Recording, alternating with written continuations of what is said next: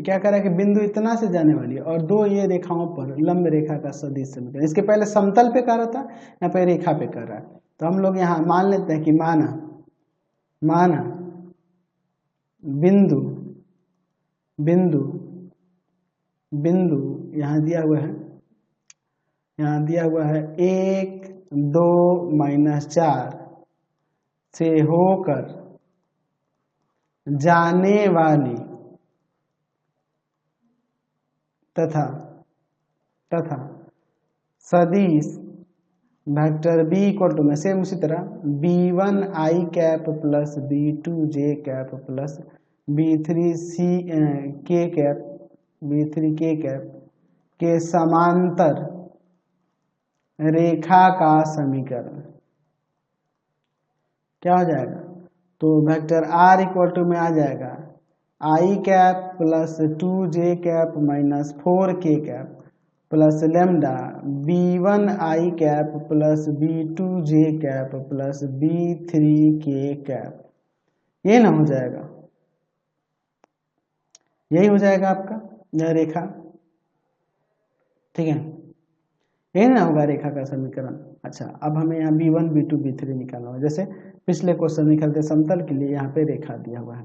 चलिए हम समीकरण 1 ले लेते हैं। हमारे पास यहाँ देखिए रेखाओं का समीकरण दिया हुआ है, हमारे पास रेखाओं का समीकरण दिया हुआ है। हम इन दोनों को लिख लेते हैं। x - 8/3 equal to y plus 19/-16 और z - 10/7। ये दो, एक ये हो गया समीकरण, तो इसको समीकरण 2 ले लेते हैं। और यहाँ देखिए x - 15/3 y - 29/8 और यहाँ z - 5/-5, ये समीकरण 3 ले लेते हैं। अच्छा, हम लोग देख रहे हैं कि ये इस पर लंब है, रेखा 1 रेखा 2 पर लंब है, चाहे रेखा 1 रेखा 3 पर भी लंब है। तो हम लोग देख रहे हैं कि चूंकि रेखाएं 1 तथा 2, 1 और 2 की बात करें तो ये लंब है ना जी। रेखा 1 और 2 यहाँ पे लिख सकते हैं परस्पर लंब है, परस्पर लंब है। तो जब ये परस्पर लंब है तो इन दोनों के दिक्कन पर यहाँ 3 माइनस का 16 और 7 और यहाँ पे b1 b2 और b3, तो यहाँ पर हो जाएगा आपका कितना 3b1 पर माइनस का 16b2 और प्लस का 7b3 इक्वल टू में 0, ठीक है। अच्छा, इसको समीकरण हम लोग 4 ले लेते हैं, ठीक है। अब इसके बाद देखो यहाँ पे ये भी लिख सकते हैं कि रेखाएं 1 तथा रेखा 3 परस्पर लंब है, परस्पर लंब है। तो जब ये परस्पर लंब है 1 और 3 की बात करें तो यहाँ पे लिख सकते हैं 3b1 प्लस का 8b2 plus minus 5b3 equal to में 0। ये समीकरण 5। अब इन दोनों से सॉल्व करते हैं समीकरण 4 तथा समीकरण 5 से। तो क्या हो जाएगा यहाँ पर 4 और 5 से क्या हो जाएगा, तो ब्रज गुणन विधि लगाते हैं b1 यहाँ b2 और यहाँ पर b3। ध्यान से देखिएगा यहाँ b1 बाई में b2 और b3 का गुणांक लेंगे -16 8 7 -5, ठीक है। और यहाँ पे b3 और b1 का 7 -5 3 3, यहाँ b1 b2 का 3 3 -16 8। चलिए b1 बाई में 80 माइनस का कितना हो जाएगा, ये 8 है ना जी 56। b2 बाई में यहाँ पर हो जाएगा 21 और प्लस का 15। b3 बाई में 24 और प्लस का 48, ठीक है।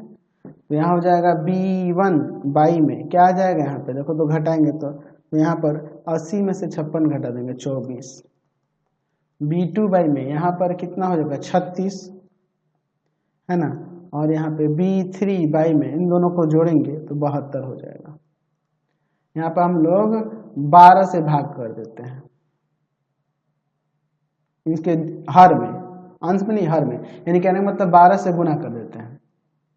हर में 12 से भाग करने का मतलब यह है कि गुना कर दीजिए सिंपली हम लोग 12 से, तो b1 बाई में 2 हो जाएगा, b2 बाई में 3 हो जाएगा और यहाँ b3 बाई में 6 हो जाएगा।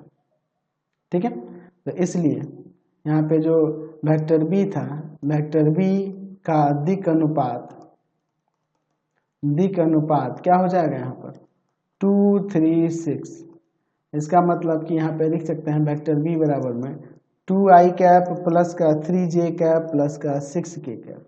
इसलिए रेखा का समीकरण या अभिष्ट रेखा का समीकरण क्या हो जाएगा, वेक्टर r इक्वल टू में i cap plus 2j cap minus का 4k कैप प्लस लेमडा, इसको लिख देंगे 2i कैप प्लस का 3j कैप प्लस का 6k कैप। समझ गए? तो फिलहाल इस वीडियो में यहीं तक रहने देते हैं। नेक्स्ट वीडियो में आगे क्वेश्चन देखेंगे। आपको हमारे 3 चैनलों को सब्सक्राइब करना होगा। पहला है path finder classes Chhapra, path finder classes Chhapra. दूसरा है आपके पास भारती भवन रविकांत सर, भारती भवन रविकांत सर। और तीसरा चैनल है रविकांत सर के नाम से। तीनों को सब्सक्राइब कर लेंगे और इससे रिलेटेड वीडियो के लिए सीधे डिस्क्रिप्शन में जाएंगे। इससे रिलेटेड नोट्स के लिए गूगल पे जाकर सर्च करेंगे www.ravikantsir.in और यहाँ जाकर आप सभी क्लासेस के नोट्स और उनके पीडीएफ को डाउनलोड कर सकते हैं, पढ़ सकते हैं। इंस्टाग्राम और फेसबुक पे जाकर पाथ फाइंडर क्लासेस छपरा को लाइक एंड फॉलो करना नहीं भूलेंगे। Thanks for watching the video. Comment करके जरूर बताते रहें कि हमारे चैनल्स के वीडियो आप सभी को कैसे लगते हैं। Thanks for watching.